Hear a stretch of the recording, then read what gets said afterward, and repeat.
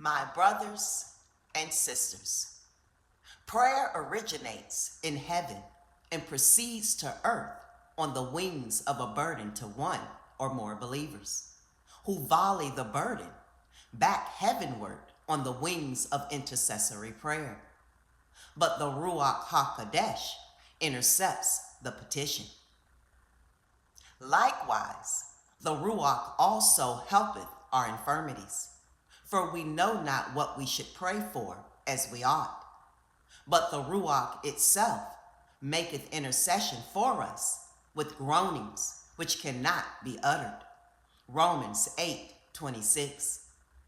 In addition, this promise builds our confidence in prayer, because this is the confidence that we have in him, that if we ask anything according to his will, he heareth us. 1 John 5:14. Once the Ruach sorts out your petition, he forwards it on. Where? And when he had taken the book, the 4 beasts and 24 elders fell down before the Lamb, having every one of them harps and golden vials full of odors, which are the prayers of saints. Revelation 5:8. For qualification, saints always appear in Scripture in the plural form. And a saint is not one occupying a carnally recognized religious status, but a soul regenerated to new life in Yahushua HaMashiach by the power of the Ruach HaKodesh. Then the 4 beasts and the 24 elders transfer the prayers of the saints to one of the 7 angels responsible for the trumpet judgments, where?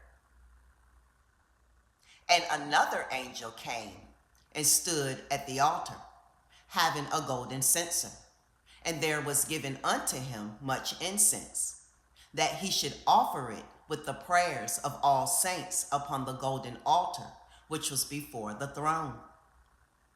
And the smoke of the incense, which came with the prayers of the saints, ascended up before Yahuwah out of the angel's hand. Revelation 8:3-4.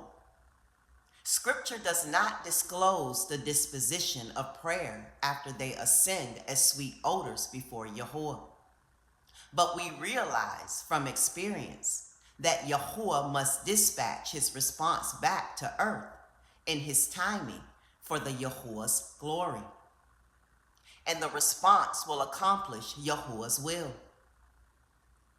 Those offering the initial intercessory petition may or may not know how Yahuwah responded. But there are 2 passages I bring to your attention. For my thoughts are not your thoughts, neither are your ways my ways, saith Yahuwah. For as the heavens are higher than the earth, so are my ways higher than your ways, and my thoughts than your thoughts. Isaiah 55:8-9. And the secret things belong unto Yahuwah our Elohim, but those things which are revealed belong unto us and to our children forever, that we may do all the words of this law. Deuteronomy 29:29. And when you intercede with a burden, and Yahuwah allows you to know how he responded, it is a blessing beyond description. You know the intensity of the burden and how you prayed. And when Yahuwah allows you in on his plan, which is not publicly disclosed, it is a motivator to you to pray even more fervently. And it is something you can pass to your children as a spiritual motivator to them as well. Secondarily, answered prayer motivates you to greater obedience to scriptural directives and the platform to speak to your children about the matter that may also motivate them to more diligent obedience. Here, I call your attention to an exhortation that needs some clarification. Let us therefore come boldly unto the throne of grace, that we may obtain mercy and find grace to help in time of need. Hebrews 4:16. There is a fine line between boldness and presumption, which must be avoided. May I remind you that presumption is one item the psalmist sought to avoid in Psalms 19:12 through 14. Specifically, there are some television preachers I have heard telling listeners they can demand that Yahuwah meet their requests. This is flawed and must be discarded based on 1 John 4:1. Late in his ministry, George Mueller was traveling on a passenger ship from England to Canada when the ship stopped. George Mueller asked the captain why the ship stopped, and the captain told him it was because of the dense fog surrounding the ship. George Mueller told the captain he had an appointment to preach in Canada, that he had never been late for an appointment and did not intend to be late for this one, and asked the captain if he could use the chart room in the belly of the ship for the word of prayer.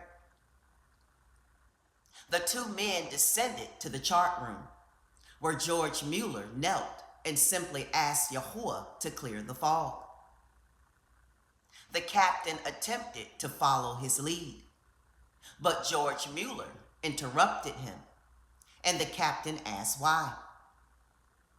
George Mueller responded, "Because you don't believe, and besides that, the fog has lifted."